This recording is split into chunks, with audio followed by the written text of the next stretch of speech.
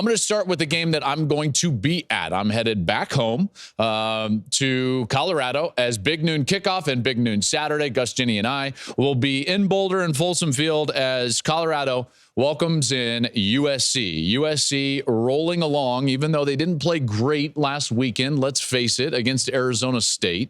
Obviously, they're great offensively.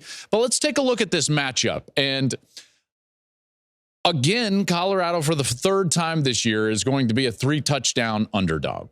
Now, this time at home, they were a 3-touchdown underdog. TCU won the game. They were a 3-touchdown underdog to Oregon and got absolutely run last week in Eugene. I can't wait to see how this team responds. We're going to see a bit of the character of this team revealed this week when we see how they react to basically being embarrassed last week by a really good Oregon team. And man, the more I watch that game, the more I prepare for this one and watch that game on film, the more I'm impressed with Oregon. That team knew they were going to beat Colorado. They knew they were better than Colorado, and they went out there and proved it.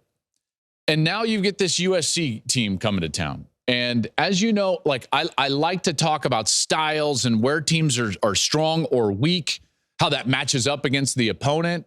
And in this one, it's so fascinating because there are some weaknesses for USC. That tends to be where Colorado is strong. There are some weaknesses, surely, for Colorado. By the way, that is where USC is strong. So let's go through it. First and foremost, you got to know that USC is absolutely rolling on the offensive side. This is the best offense in college football, led by Caleb Williams. I know that, like, I love Washington. Those two offenses, I think, are the best in college football. USC is just a bit more balanced. And so I get the sense that Lincoln Riley's bunch is probably better suited to play at that high level more consistently week over week because they're not totally reliant on the passing game like Washington can be from time to time. USC is the nation's #1 scoring offense, 55 points to game, come rolling into Boulder. And this is a Colorado team that has given up at least 35 points in 3 of their last 4 games. So this clearly is in the wheelhouse for the Trojans. Colorado's going to be without their best defender, Travis Hunter. That is a problem. Colorado's inability to get pressure on Bo Nix, their inability to cover well in the secondary, led to a lot of open receivers, and in particularly the ability for Oregon to run the ball. Oregon ran the ball so well against Colorado, and that's something that I didn't think Colorado was going to be great with this year.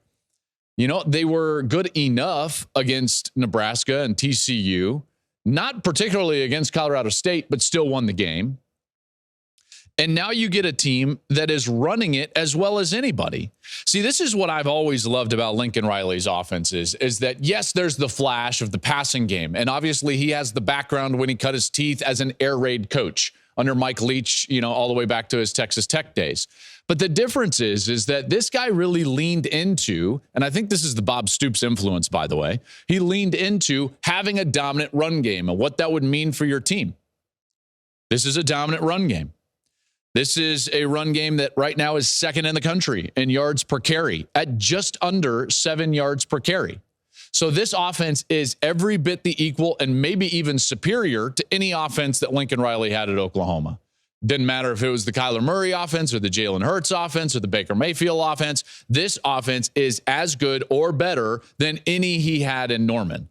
He probably has a better quarterback, and that's saying something because 2 of those guys won a Heisman Trophy, right? I mean, like, Caleb's a generational talent. He can control the game from the pocket. He can get loose. His game it's the standard right now in college football. It's hard to explain how good this guy actually is. What I love about the way he plays is that he can beat you in the pocket, controlling the game with his mind and his timing. He can really beat you once he leaves the pocket, and that's when he becomes even more dangerous. So he's an above the X's and O's player, both inside and outside of the pocket. And once he leaves, that's when his superpower arrives, which is his ability to throw with velocity and accuracy on the run. The guy is the best quarterback I've seen in college football in a long, long time. He does it all. He does it all. USC, by the way, on the defensive side, we haven't talked about this, but let's quickly talk about the defensive side for USC. Now, there are some concerns. If you watch the Arizona State game, there are some concerns. Their tackling, for me, is always something that we have to at least be aware of. The number of times against Arizona State where there was contact 4 and 5 yards in front of the first down marker, and yet Arizona State still got the first down. And say 1, 2, if you're watching with us on YouTube, 4 contacts before the first down. The lack of tackling is a concern. You know, this one, he gets contacted at the 45 and then again at the 35 and continues to run for a touchdown. Like, that's exactly where Colorado could hurt them. This is why Colorado had success offensively against TCU, is their ability to make TCU miss in space. So if I'm a Trojan fan, that's my one concern for this week, for this team specifically, is the fact that Colorado will get the ball to players in space quickly, or at least they should, and then it becomes about tackling. And the tackling, as you know, I've been very critical of, and rightly so, Now, having said that, this defense is different than a year ago. How are they different? They provide and present so much pressure on the quarterback. And I think that the difference is that it's not all just with an aggressive go for broke style schematically. It's actually just they're down 3 or 4 getting after it. In fact, did you know USC is number 1 in the country on pressure rate on non-blitz plays? Okay, so did you follow that? Number 1 in the country in pressure rate, 48% of the time they can get pressure when they're not blitzing. That does not inspire a lot of confidence for Colorado. Why? Because Shedeur Sanders has been sacked 22 times. That's the most in the country. Think about what we just saw against Oregon. Constant pressure in the face of Shedeur Sanders. He had no time to get the ball down the field.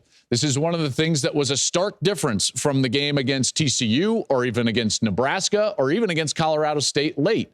The amount of pressure that Oregon was able to present on Shedeur Sanders, and they did it both with just a 4-man rush as well as a blitz. Their running backs, Colorado's, did not do a good job in protection, and Sanders had no chance a lot of the time.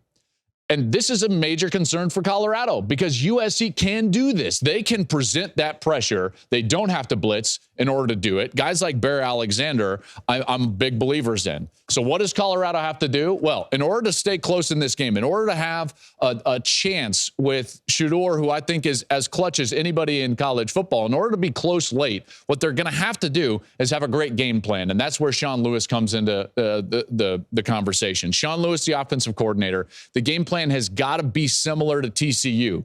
And the execution has to be similar to TCU, which means get the ball out quickly. Allow these players that we feel very confident in, if we're Colorado fans, the Dylan Edwards of the world and the Jimmy Horns of the world, the Xavier Weavers of the world, get them the ball quickly in space so that you can attack what we feel like is the weakness for USC's defense, which is their tackling in space out of the secondary.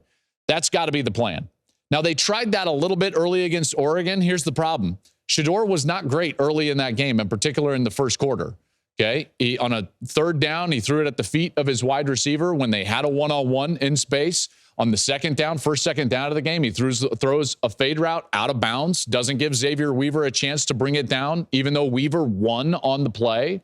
He's got to anticipate windows and stand in there and understand that he's probably going to get hit, and he's still got to anticipate windows over the middle. Sanders has to play amazing for Colorado to be close, okay? They're a 3-touchdown underdog for a reason. USC is a really, really good team. One little caveat, Alton McCaskill came back in the 4th quarter against Oregon. I'm very interested to see how much time or run he gets for Colorado in this game against USC. Thank you for watching the Joel Klatt Show YouTube channel. And if you liked this clip, make sure to like it and subscribe to the channel, and you can stay up to date on all of my college football coverage.